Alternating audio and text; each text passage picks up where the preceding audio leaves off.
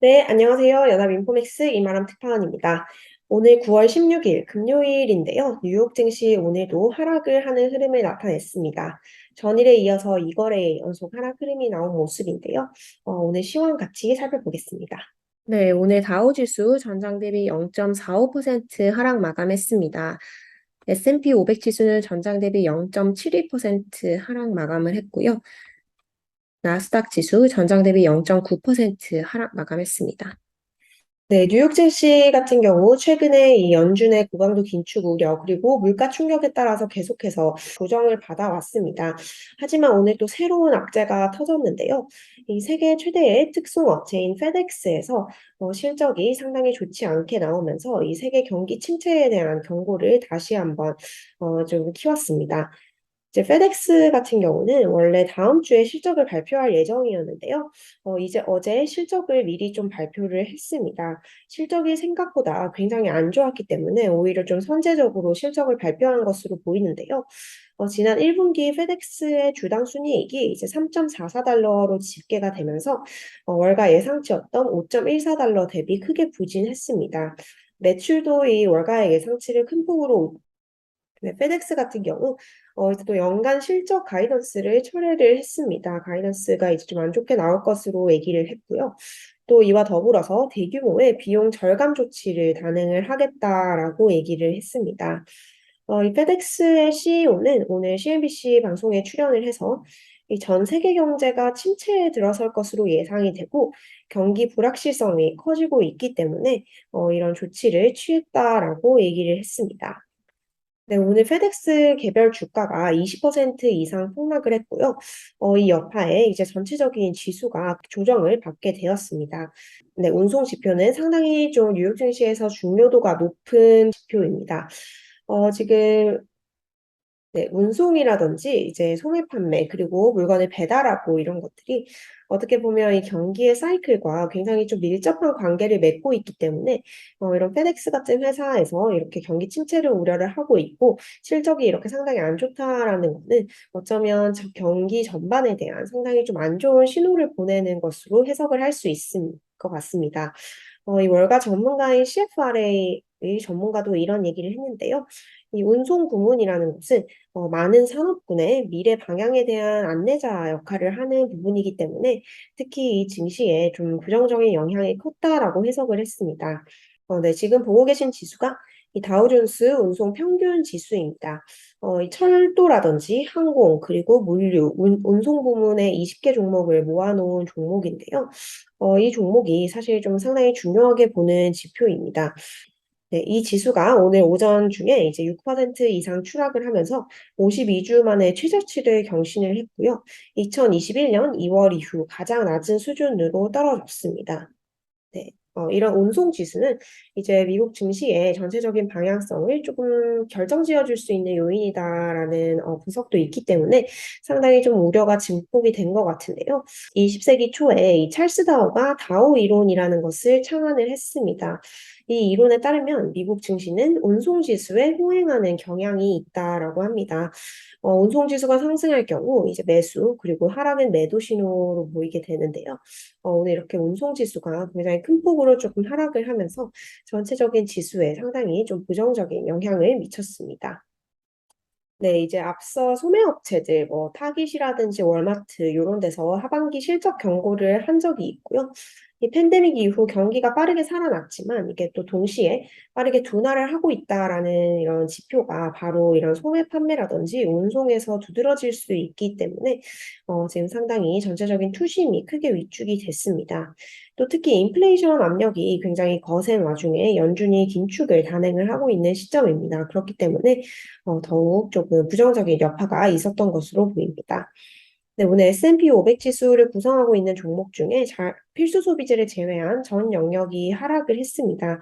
특히 이런 뭐 운송 기업의 좀 부진 여파로 산업이라든지 자재 그리고 자율 소비재 섹터가 상당히 큰 폭의 섹터별 낙폭을 보였습니다.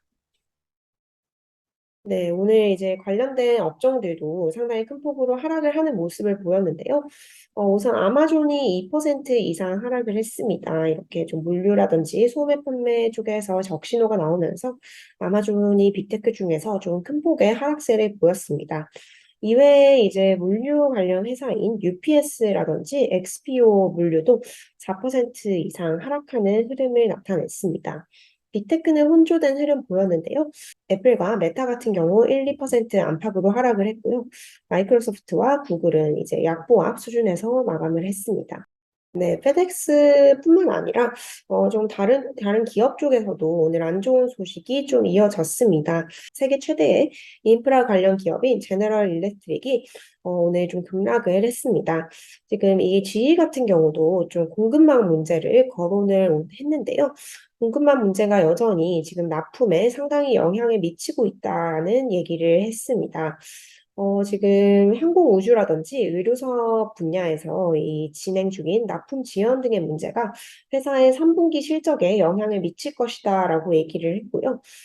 또 지휘의 최고 재무 책임자가 공급망 문제는 계속해서 어려워지고 있으며 고객에게 제공하는 능력을 지속적으로 손상을 시키고 있다라고 얘기를 했습니다.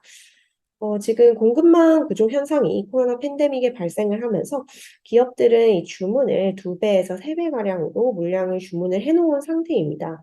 이런 주문이 이제 공급망 차질이 계속 이어지면서 아직까지도 제대로 진행이 되지 않고 있고, 만약에 해결이 된 부분이 있더라도 이 재고가 넘쳐나는 이런 상황이 발생을 하고 있는데요.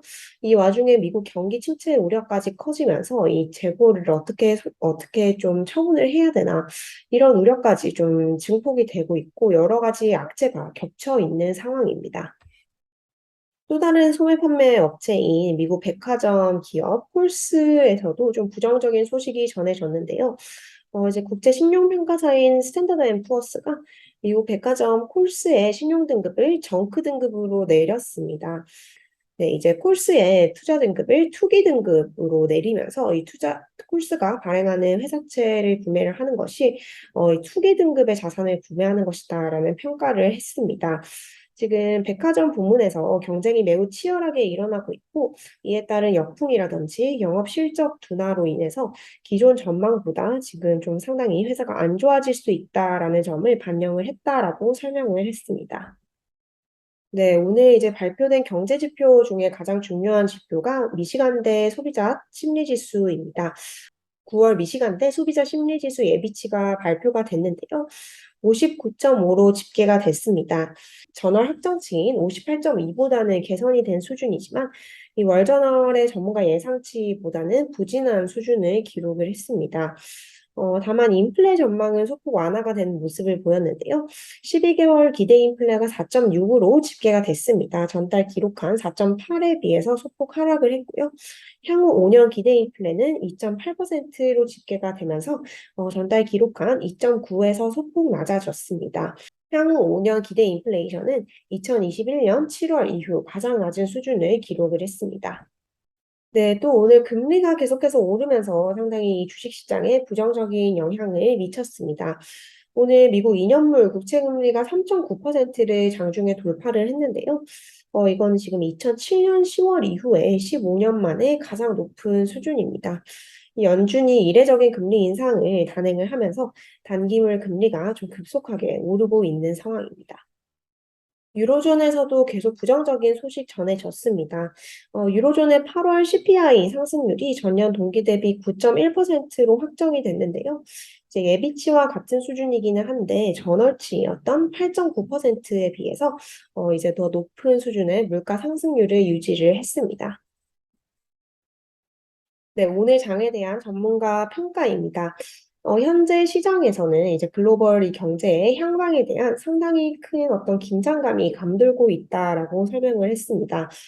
미국 경제가 이런 긴축이라는 역대급 긴축을 버티고 있는 와중에 이런 운송기업이라든지 소매기업의 공급망 문제, 그리고 실적 문제가 겹치면서 상당히 지금 여러 가지 어려움을 미국 증시가 겪고 있는 상황이다라고 평가를 했습니다.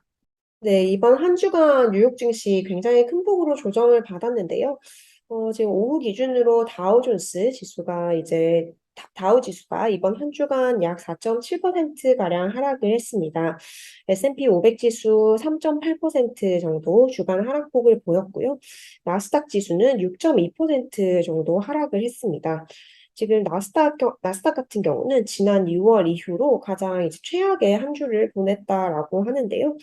아, 네, 뉴욕 증시 이번 한 주 동안 상당히 큰 폭으로 조정받았습니다. 특히 나스닥 지수 같은 경우 앞서 말씀드린 대로 6%가 넘는 이런 낙폭을 나타냈는데요. 다음 주에는 대망의 9월 FOMC가 예정된 한 주입니다.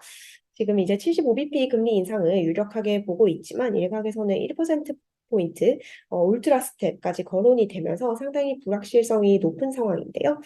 저는 이제 다음 주에 뉴욕 증시 정보와 함께 다시 인사드리도록 하겠습니다. 감사합니다.